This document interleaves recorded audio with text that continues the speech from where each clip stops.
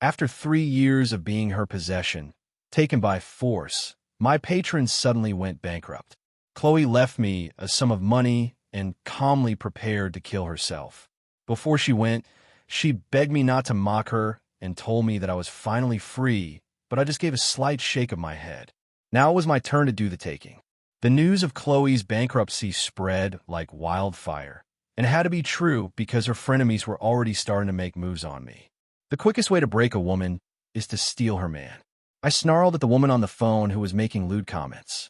What's wrong with you? If you're that horny, use your own hand. Ignoring her humiliated rage on the other end, I hung up and blocked the number. A soft, tired-sounding laugh came from behind me. Chloe came over from the foyer, wrapped her arms around me as we sat on the couch, and leaned heavily into my embrace. I've never seen you lose your temper before. I thought you were a puppy, but it turns out you have a wild side. Chloe's lips curved into a smirk. A shame I found out too late. There won't be any more chances. A queen is a queen, I guess. Able to smile even when she's broke and destitute.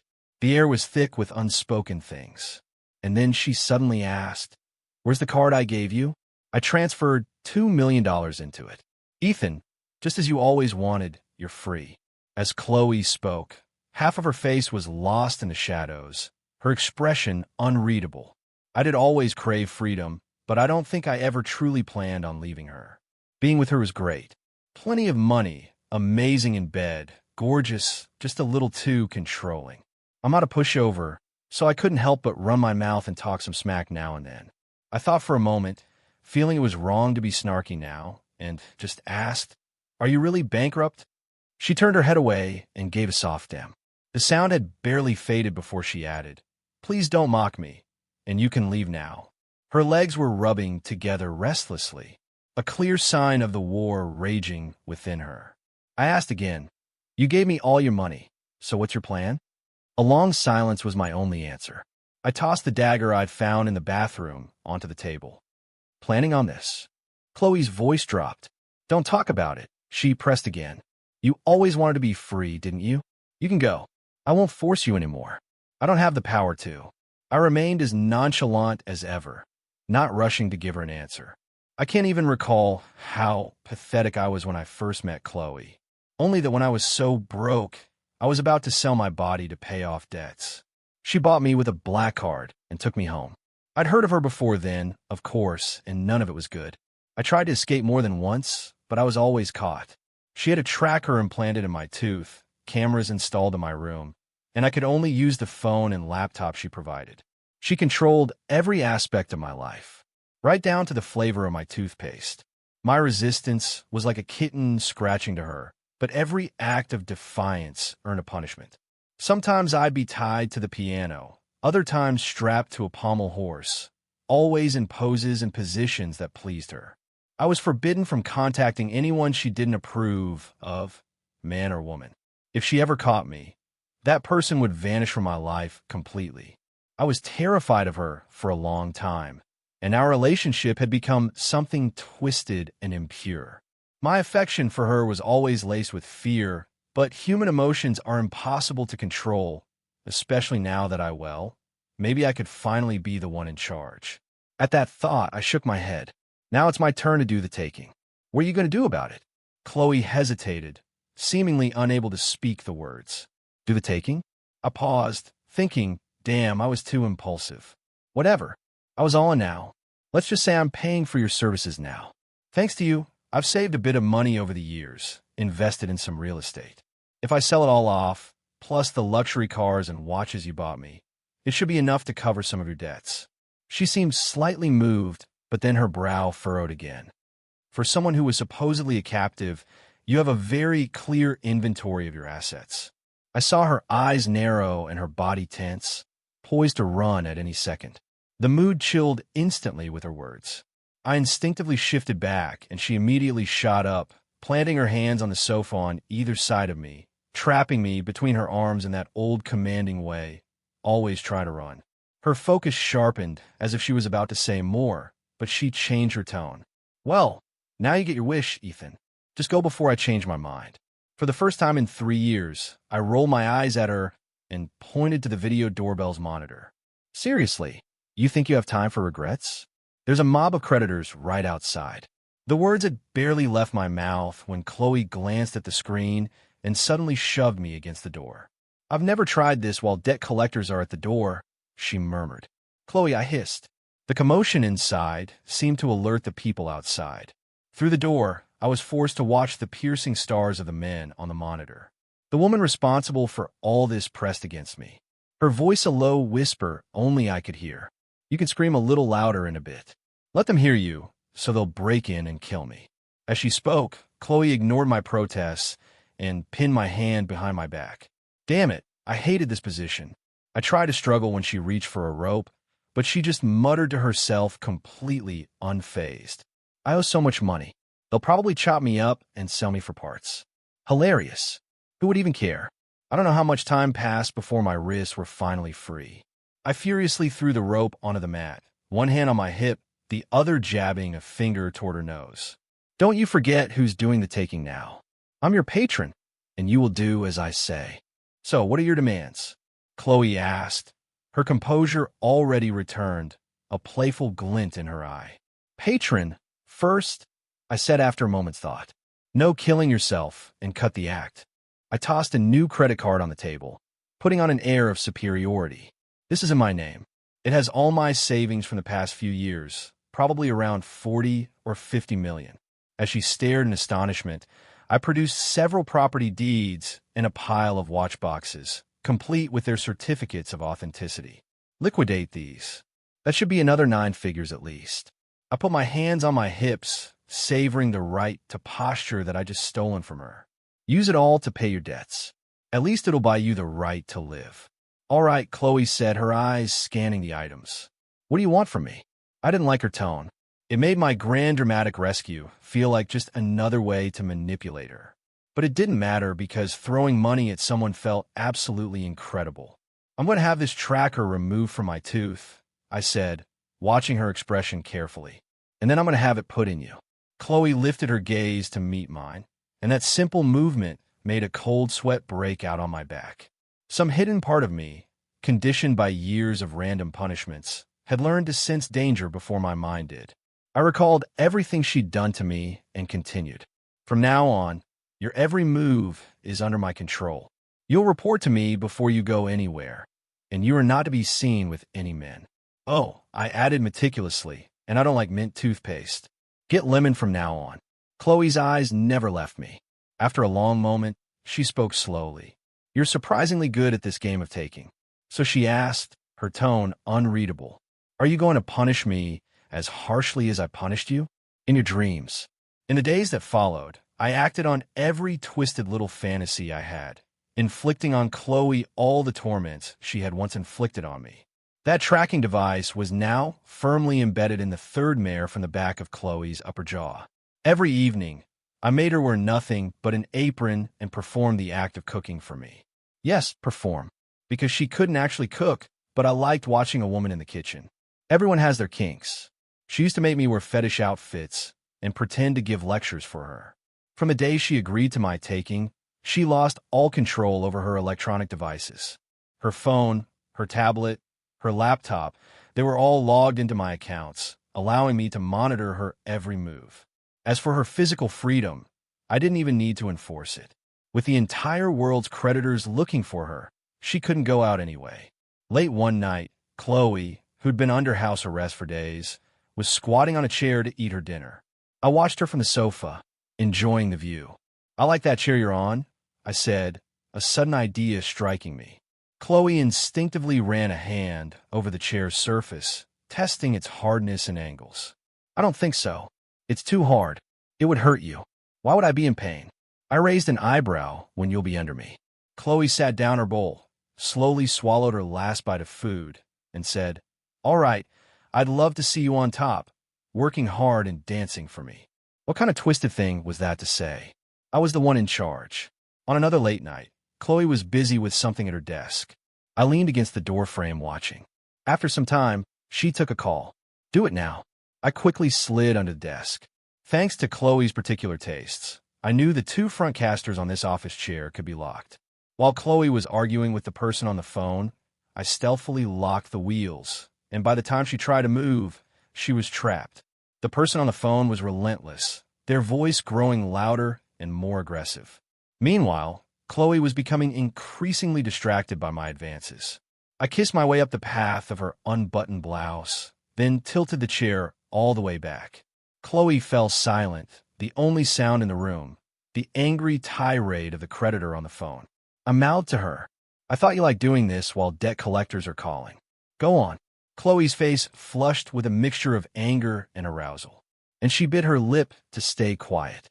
I didn't stop, and the sleek, serious-looking black office chair began to rock with the sound of intermittent curses from the phone as our soundtrack, just as we reached the peak.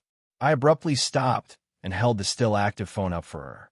"Sorry," I said to the person on the other end. "Did I interrupt something?" Chloe's eyes were glazed over, filled with a mixture of frustration and disbelief as she watched me walk out of the room. Damn, that felt good. I was very pleased with this new, freewheeling lifestyle. But it wasn't long before the creditors were back at our door. All that money wasn't enough to fill the hole. Chloe fidgeted with the edge of her apron. It snowballed. It just kept getting bigger. "Why didn't you tell me sooner?" "You look so happy," Chloe said. "I want to let you have a few more good days." The creditors camped outside our door for 3 solid days. After we'd eaten every last bit of food in the house, Chloe finally snapped. "Mr. Patron, has there ever been a more pathetic kept woman in all of history?"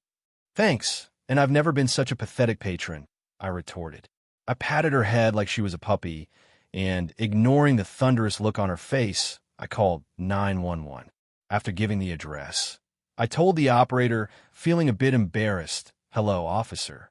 There's a group of people here gambling illegally and engaging in public indecency. Could you send a car?" Less than 20 minutes later, the sound of sirens sent the crowd of creditors scattering. "Oomph." Chloe scoffed, hands on her hips, her expression a mix of disdain and grudging admiration. I shot back, not to be outdone.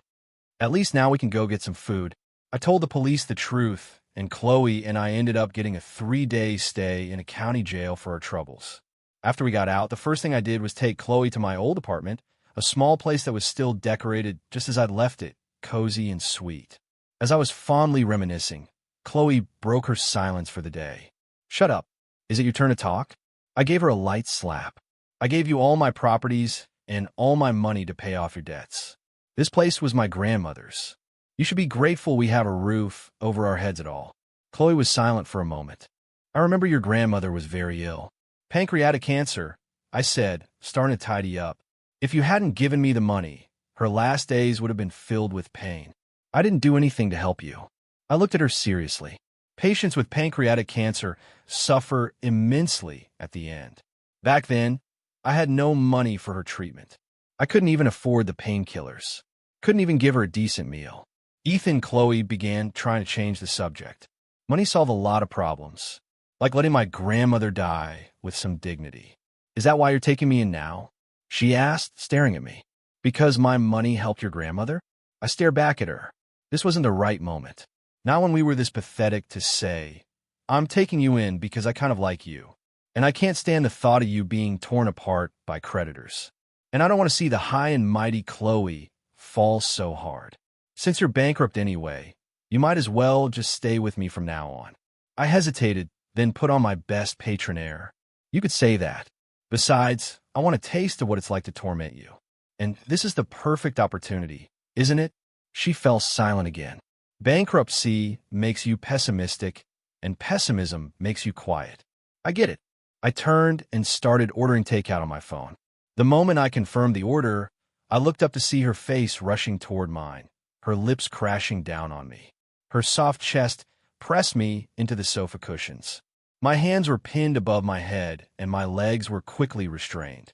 I protested, my anger rising. She paused for a second. Then her hands moved with lightning speed, clothes flying everywhere before she flipped us over. "Fine, you can be on top, Mr. Patron," she said. Later, Chloe tried to justify herself. "You said you wanted to torment me, didn't you? So I let you." My face was burning. "Shut up. What the hell are you talking about?" Chloe's eyes were apologetic. You're just so different now. I can't seem to control myself around you. I'm sorry. If only I still had my money. She started to say more, but I grabbed the nearest pillow and threw it at her, which finally shut her up.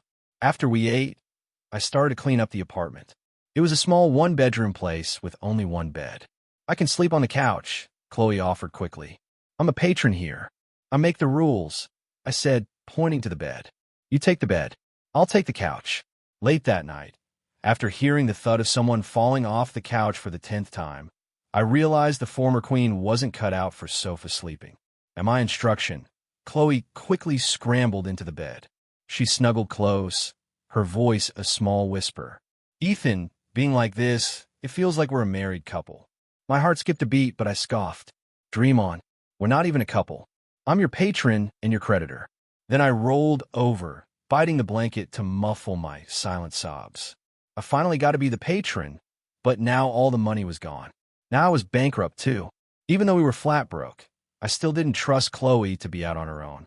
So I had her stay home and research ways to make money while I secretly went out to find a job. A patron has to maintain some dignity after all.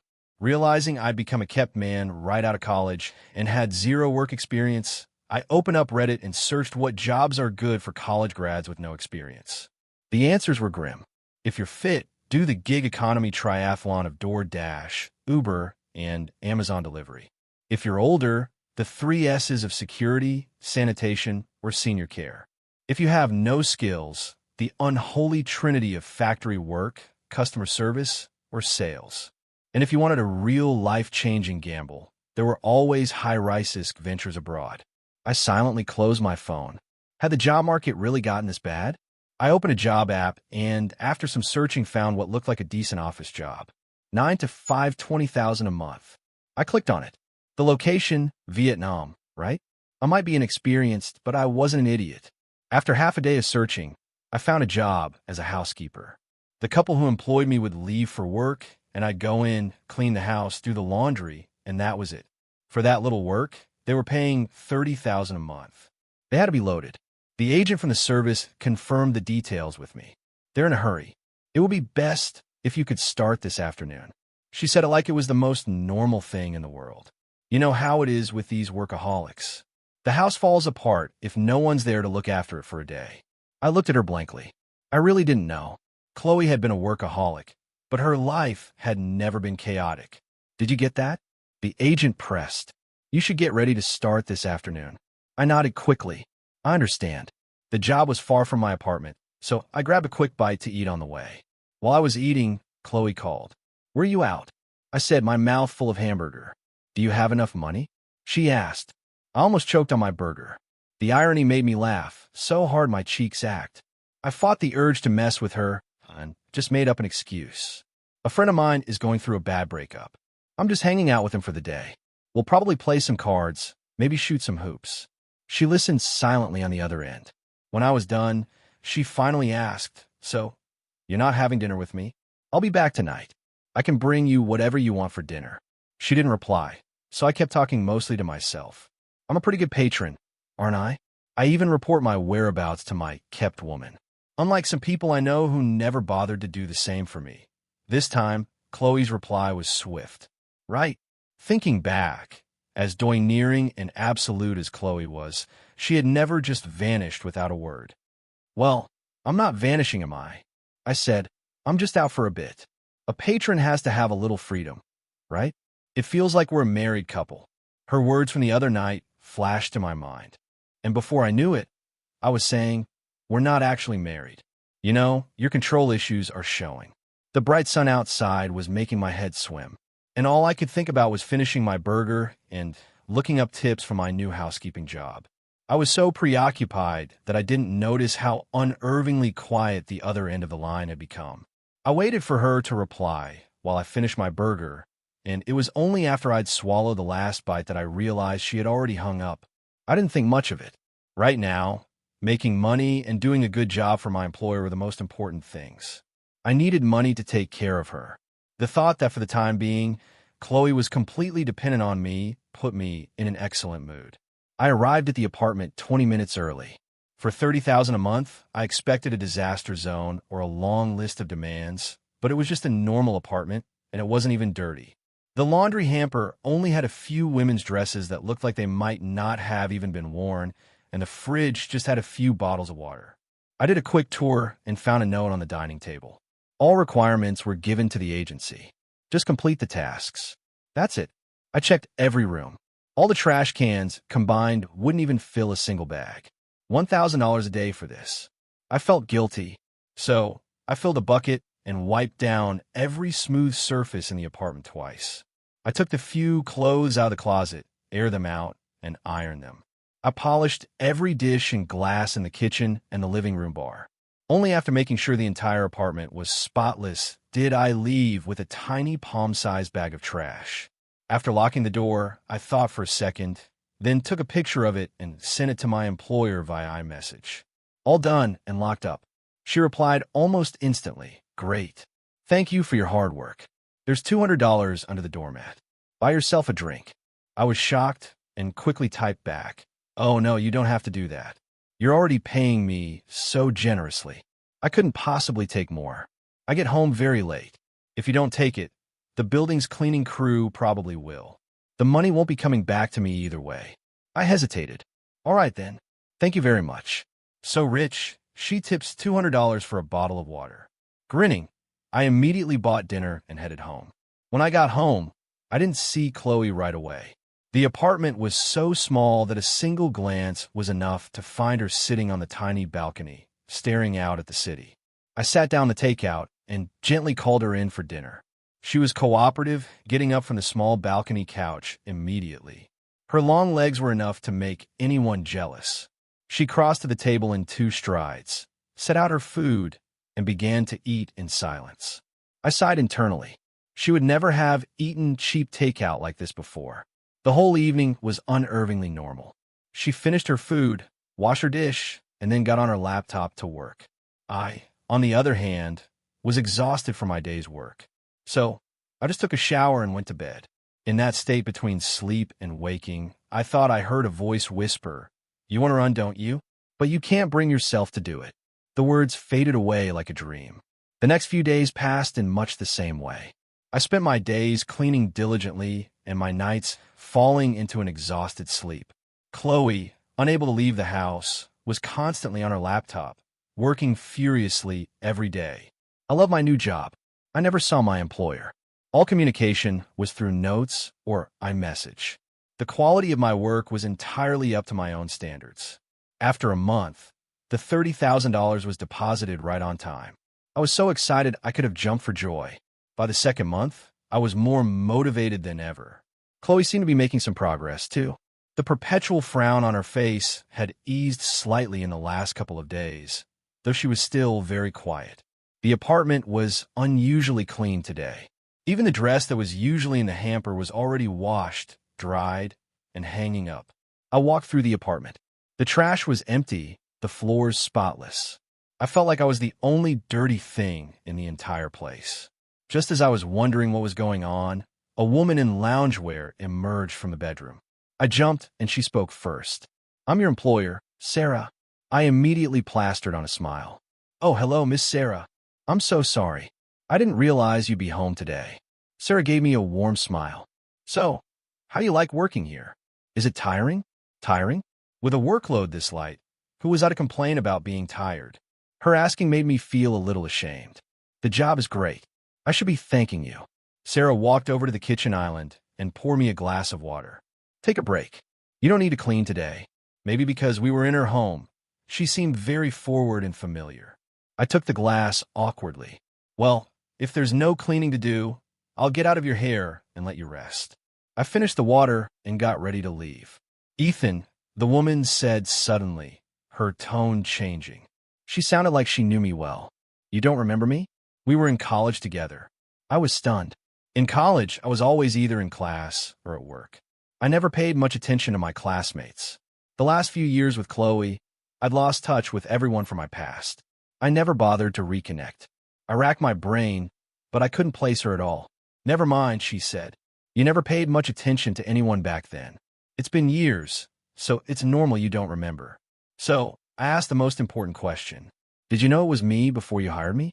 Did you see my file at the agency, recognize me, and then decide to hire me? Is that why the pay is so much higher than a market rate? Was it a special favor? You're not going to heroically quit over this, are you? I wouldn't. Not when I needed the money this badly, but I felt indebted. It was obvious I was taking advantage of her generosity. As if sensing my hesitation, Sarah offered me an out. If you feel bad about it, you could do me a favor. What is it? I have a meeting here tomorrow afternoon. Someone wants to discuss some business with me.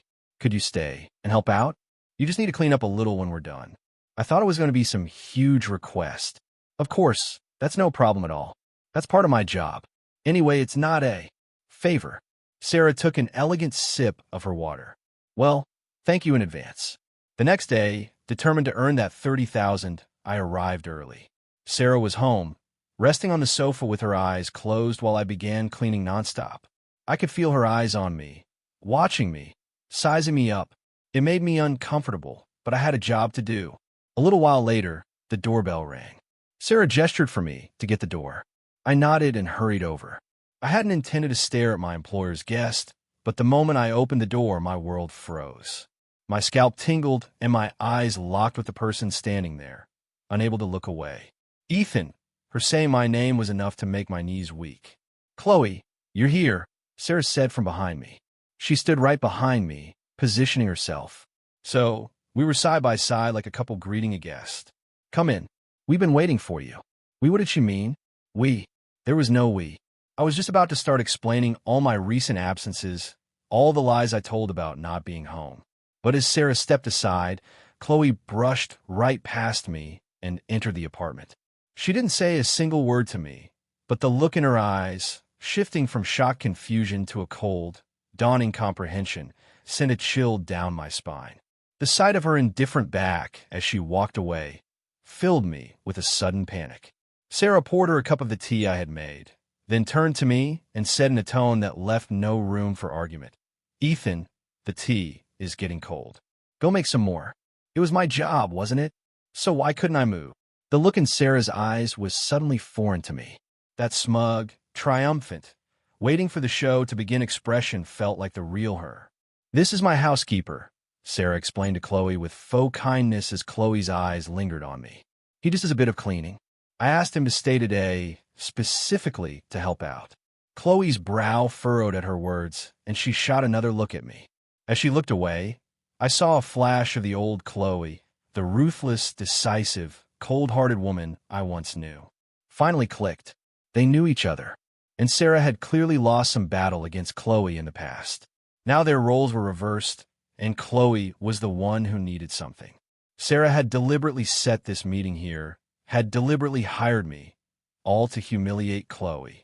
She had no intention of helping Chloe, no intention of doing business. She just wanted to use me for revenge, to make the woman who once treated her like an insect feel the sting of seeing her own man reduced to a servant, all while she was completely in the dark, coming to beg for help. I glared at Sarah with pure disgust, and she just raised an eyebrow, unconcerned.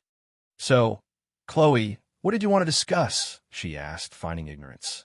I didn't dare to speak, afraid I would ruin whatever Chloe was planning. Nothing, Chloe said, standing up calmly. She drained her cup, remarked, the tea was good, and then smashed the cup on the floor. She lunged at Sarah, her fists flying, hitting her again and again.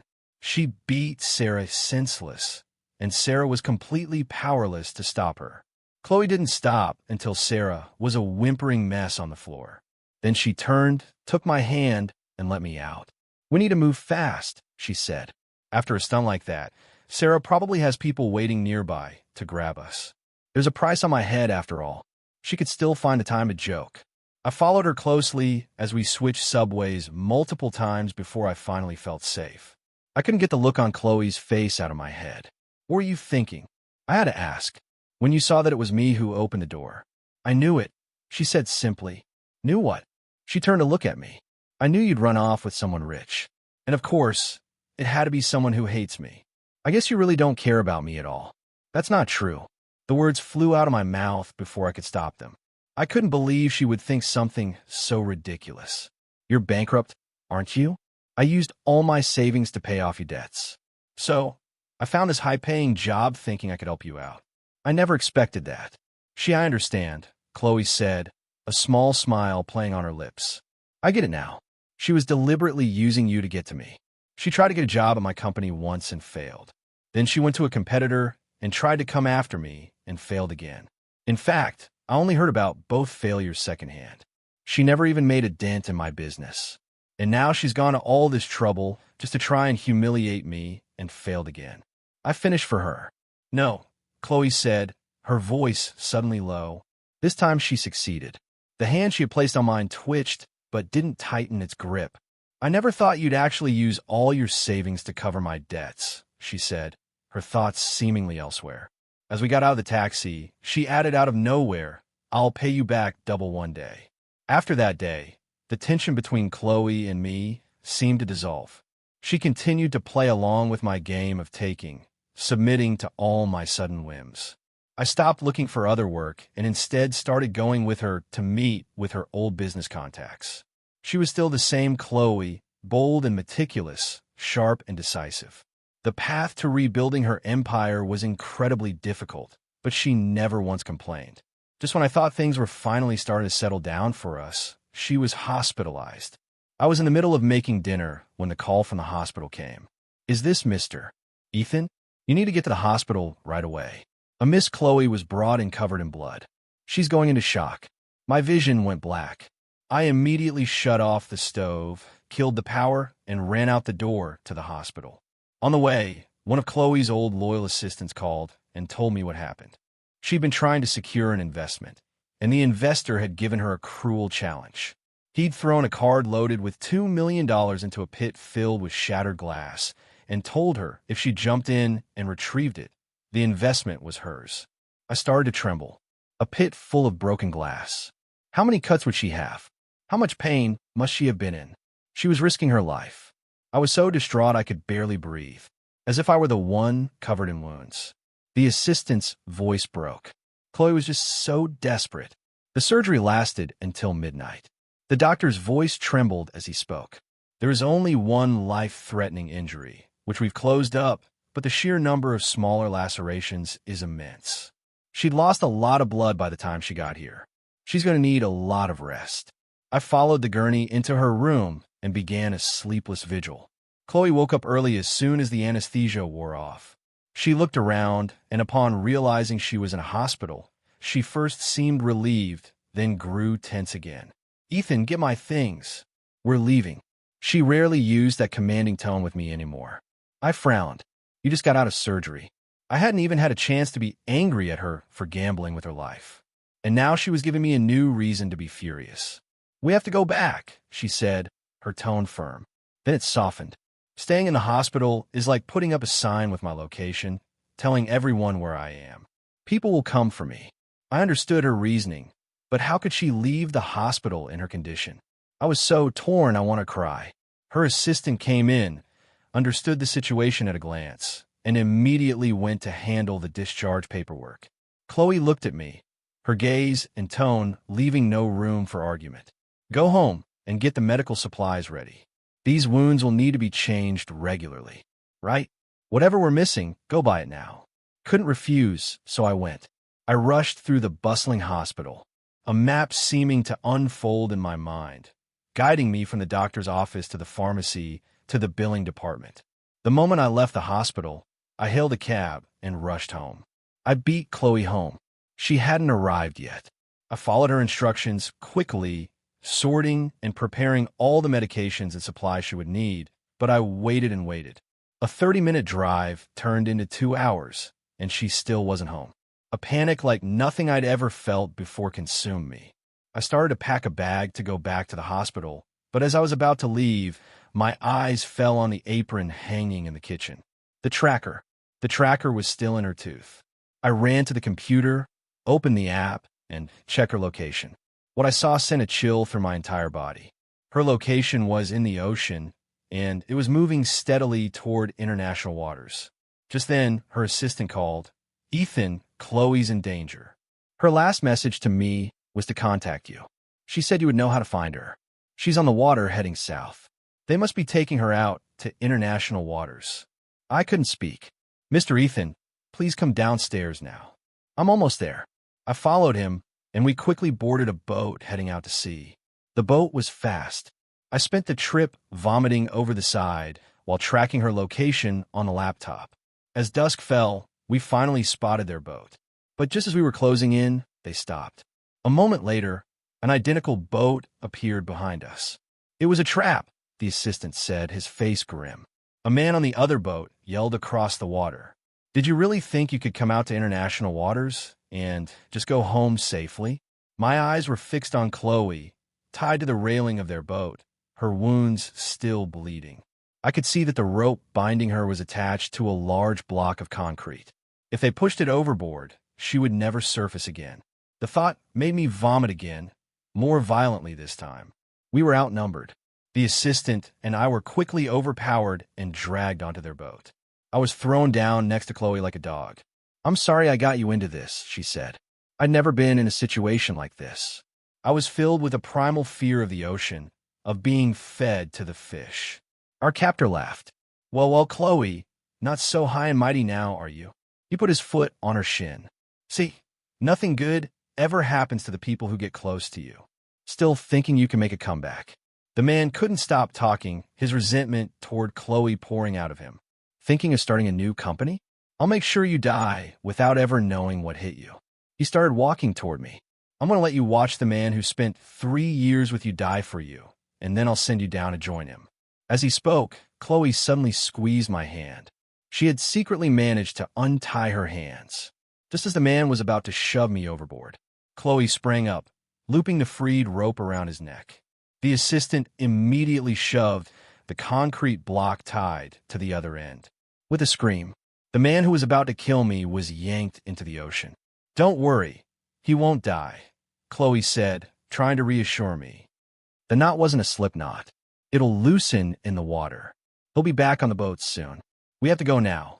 The other 2 goons were stunned for a moment before they charged at us. Chloe and her assistant each took one. And in a flurry of motion, both men were in the water. We scrambled onto our boat and sped away. Behind us, we could see 3 figures pulling themselves out of the water and back onto their boat. They won't dare to follow us, the assistant said, panting.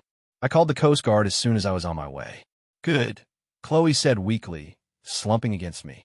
She closed her eyes and fell silent. Terrified, I checked to see if she was still breathing. Only when I felt the air from her nostrils did I let out a small sigh of relief. You seem to care about me a lot, Chloe said, her voice barely a whisper. My heart was still racing. Of course I do, Chloe. Do you have any idea how scared I was? I haven't even had time to be mad at you for risking your life for money, and then I almost lost you for good, but you wanted to be free, didn't you? She asked. Does wanting freedom mean I don't want you? How can you be so stupid being like this? She said, it feels like we're a married couple. After we got back, I managed to force Chloe to rest for a few days, but then she was back to work as relentless as ever. She got her investment. The man who'd been trying to destroy her was doing time, and her life seemed to be back on track. I told her she didn't need to rush, that she couldn't earn all the money in the world at once. She just said, I have to. I'm tired of being the kept woman. I want to be the patron. And so her life once again skyrocketed. She took her newfound wealth and started showering me with gifts, properties, cars, everything.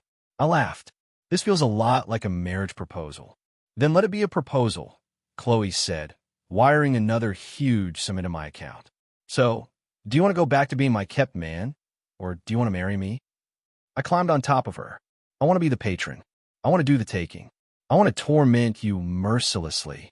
All right, she said, tossing all the credit cards from her wallet onto my chest. A patron can't be broke. They're all yours. She lay back, pulling off my underwear and placing it over her eyes. Come on then, torment me. Mercilessly, Mr. Patron. I glanced at the newly unwrapped fetish costume lying nearby, and my mood brightened considerably. The unsuspecting woman beneath me urged, Mr. Patron, aren't you ready yet? Please hurry. I have an appointment at the courthouse this afternoon. Coming, I pounced. I'm not letting you get away this.